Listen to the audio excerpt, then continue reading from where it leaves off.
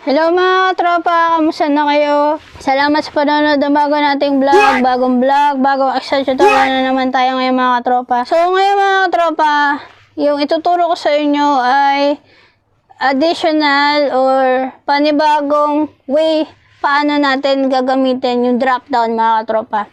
Sobrang useful kasi ng drop down para at least mapabilis lang yung choices ng ginagawa mo. Okay? So, drop down ka lang ng drop down. So, paano mangyayari yung ang gagamitin natin ay dependent drop down mga katropa. Yung multiple dependent drop down mga katropa. So, ano ibig sabihin nun? Yung kumbaga, isang drop down, pagka may din-drop down ka dito, yung magiging sagot ng isang drop down ay magdedepende kung anong pinili mo doon sa isa. Okay mga tropa, so nag-gets nyo ba? Kung hindi, intro muna tayo para tatalo na tayo agad sa Excel tutorial natin.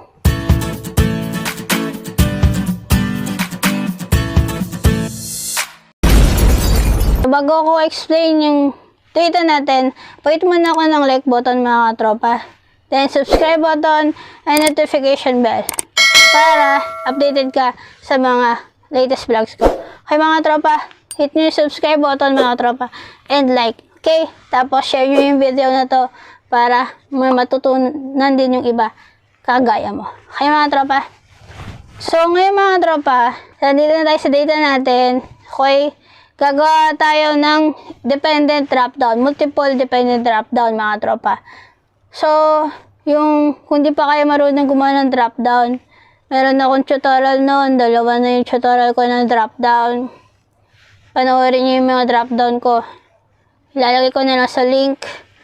Or kung may makita kayo dyan sa taas, pindutin nyo yun para kapanood nyo. Okay? So, gawa tayo ng drop down dito para sa department. So, ano yung department? Ito yung mga department mga tropa. The name, ito yung mga name. Okay? So, gawa tayo drop down. So, data, punta kay data validation. Tapos, list. Tapos, ito. Pindutin natin yan. Then, okay. Then, ayan na siya. Okay? So, pag sinabing dependent drop down mga katropa, pagka lumabas to, dapat ang magiging drop down nito ay yung pangalan na nasa sales. So, ano yung pangalan na nasa sales? Ito. So, dapat yung lalabas dito na drop down na gagawin natin ay pangalan kung ano yung nandito. Pagkagawa natin nito mga katropa ng drop down ng para dito sa department, yung ituturo ko sa inyo muna yung isa, kasi dalawa ituturo ko sa inyo paano makakagawa ng dependent multiple drop down. So, yung unang way mga katropa, naturo ko na yung indirect function. Gagamit tayo ng indirect formula.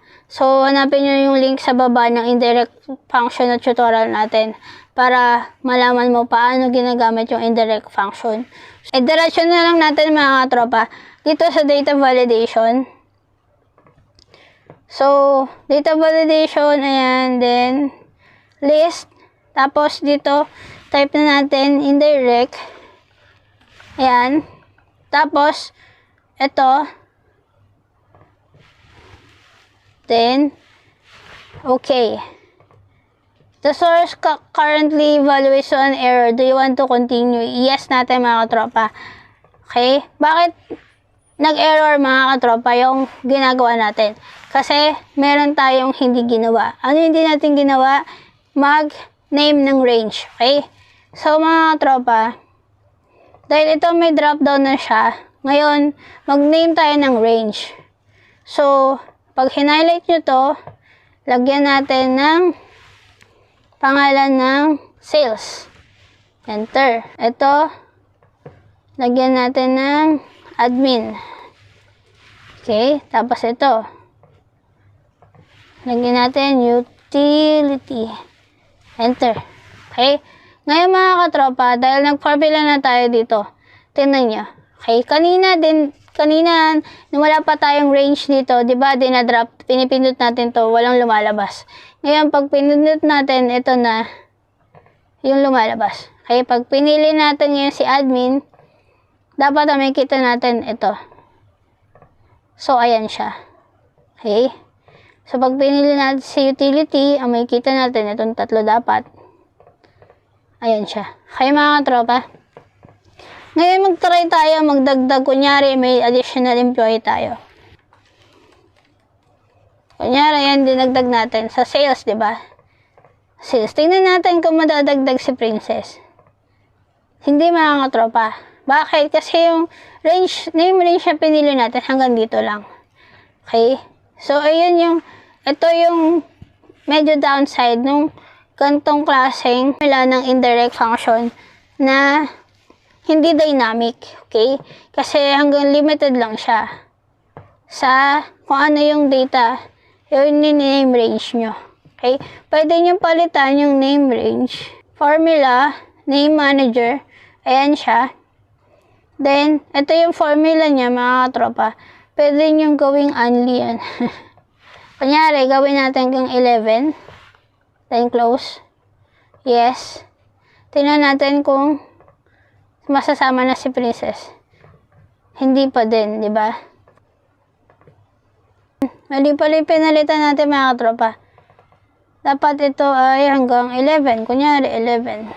Okay. Close. Tingnan natin kung kasama na si Princess. Ayan na siya. May sobra pa. Kasi ginawa nating 11. Hanggang dito. So, yan yung parang, yun nga, downside nung gantong klaseng indirect function. Hindi siya, so magkakaroon siya ng blank. So, mayroon tayong binago kanina admin. Tingnan natin kung lagyan natin dito ng, ayan, ganyan. Kunyari. Ayan. Tingnan natin kung dadagdag siya. Ayan siya. Kasi, binago na natin yung range nito. Okay? So, ganyan siya mga tropa. Yun lang, magkakaroon nga lang kayo ng mga blanks. Okay? So, yung ituturo ko yung pangalawa, may iwasan natin itong mga blanks na to. Kasi gagawin natin mas dynamic. Okay? So, dito tayo mga tropa. Meron na akong ginawang advanced na drop-down. Since madali naman nung gumawa ng drop-down. Okay? So, panoorin nyo na lang ulit yung link. Okay? Nasa description. So, ito na siya. Ngayon mga tropa, paano natin magiging gagawin na dynamic, okay? So, gagawa ako ng formula mga tropa. Dito na lang ako gagawa. Okay? Offset. Yung offset mga tropa, naturo ko na to. Gagawa kayo ng offset function na Excel. Meron na akong Excel tutorial niyan. Panoorin nyo na lang hanapin nyo yung link sa baba ng video ko. Or punta kayo sa mga videos ko. Hanapin nyo yung offset function dun. So, offset. Then, reference niya, mga tropa, dito tayo mag-start. Then, 1 row lang muna gawin natin. Then, 1. Yung column niya. So, nasabi ko dun sa, sa offset na tutorial ko, ulitin ko na ulit dito, na ang offset, mag-start siya dito, 0, 1, and 2. So, ganun siya, ganun ang bilang niya, mga tropa. So, pag sinabi mong 0 to, so, ibig sabihin, nandito ka lang. Then, ang height niya, lahat muna puro 1, ha? So, ayan siya. So, ngayon mga tropa, kopyahin natin to. Then, escape. Punta tayo kay data validation. Any value. Paste natin siya dyan. Then, okay. Nakita nyo mga tropa, yung data validation natin is, ito, isa lang siya. Okay, pero hindi siya naka-reference dito. Kasi hindi naman siya nagbabago. Okay, so hindi siya naka-dependent dito mga tropa. So, yun nga mga tropa. Paano natin gagawin na magiging dependent siya dito? Una mga tropa, i-determine muna natin kung ilang rows or ilan ba yung mga height ng mga data natin. So, dito, gagawa tayo pa. Ano ba yung formula na makakapagbigay sa atin ng tamang sagot pagka bilang ang kailangan natin. So, count and count A, di ba? So, dahil letters to or text to, count A yung gagawin natin yung formula. Count A, then, ito ang i-highlight natin, then enter. So, nakita natin ito mga tropa, 4. Okay? Pero, pagka dito natin i-move natin to, okay? Ito, ang data na to, 6.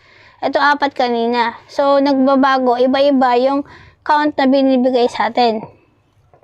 So, kunyari, ito ang ilalagay ko dito. Ito ang ilalagay ko dyan. Okay? So, 6 yun, pero 4 lang yung binigay niya sa atin. Okay? Kasi hindi niya nga ibibilangin yung blank. So, yan. Meron na tayong bilang ng row natin. So, ngayon mga tropa, para maging dynamic yung ano natin, para maging dependent siya dito, ngayon gagamit tayo ng match function. Dito ko na lang isulat mga tropa ha. So, offset. Kasi copy na lang natin doon sa data validation mamaya.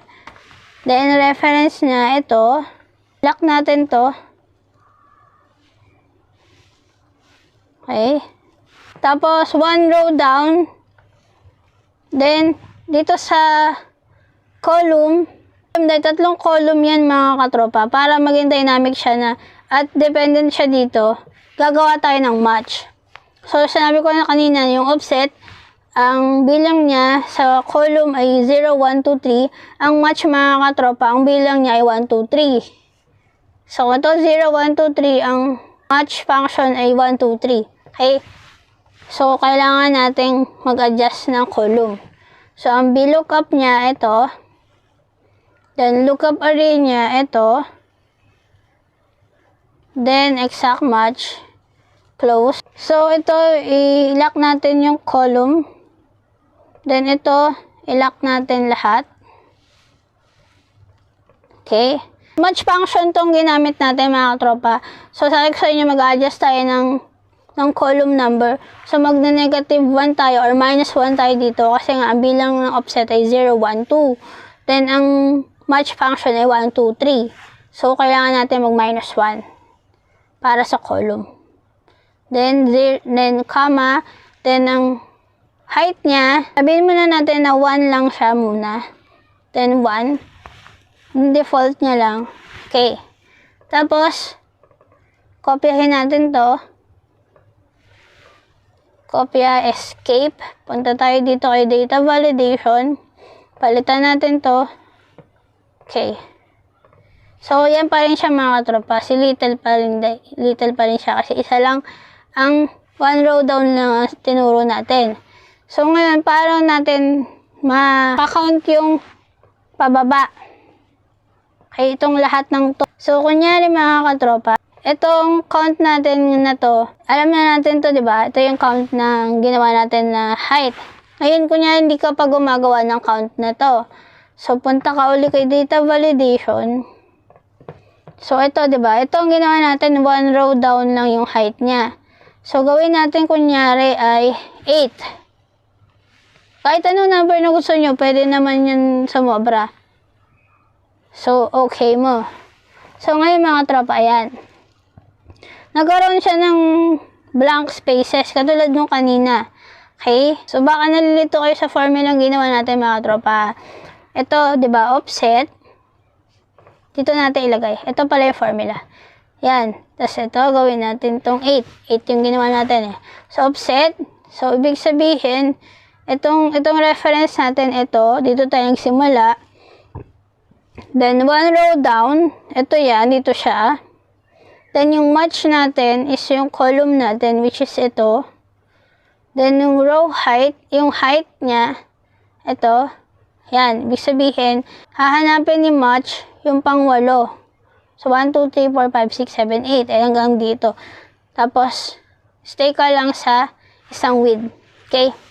So, ganyan yung offset function na ginawa natin. Combined with match. Kaya, yung nakita nyo dito, ayan. So, kaya nakita nyo dito, ayan, merong blanco. Kasi, di ba ito 4 lang? Ang ginawa natin ay madami. Hindi lang siya dapat 4. So, kaya may blank siya. Ngayon mga katropa, para maiwasan natin tong blank, dahil ayaw natin na may blank. So, ang gagawin natin mga katropa, itong count na ginawa natin, ayan, gagawin nating offset. So, count, then, tapos offset. Ayan. Then, ang reference niya pa rin ito.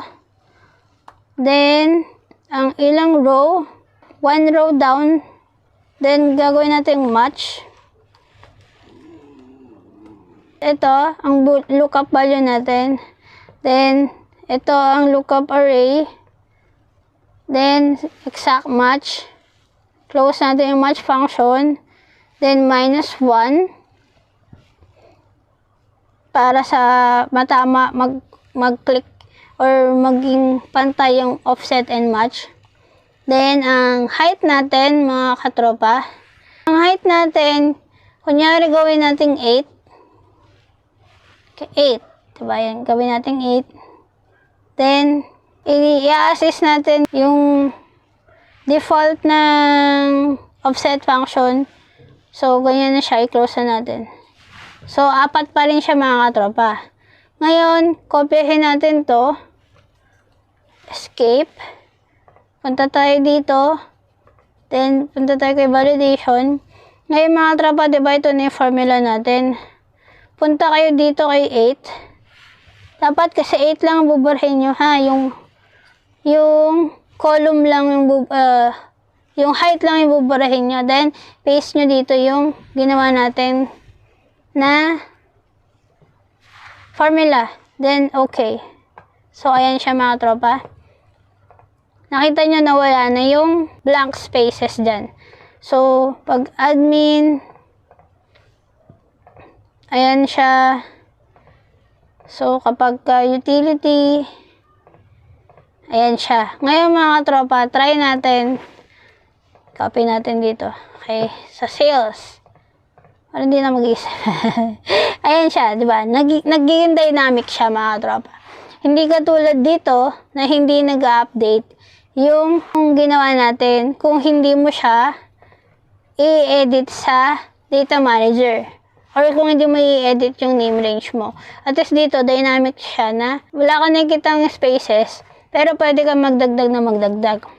Kaya mga tropa, so, ganun yung dependent multiple drop-down. Kaya mga tropa, so sana may natutunan ka na naman na bago ngayon. And kung may natutunan ka, pahit ako ng like button, then subscribe button, and notification bell para updated ka sa mga latest vlogs ko. So, may mga tropa, see you in my next vlog. Always stay positive. Always enjoy life because life is short. Bye!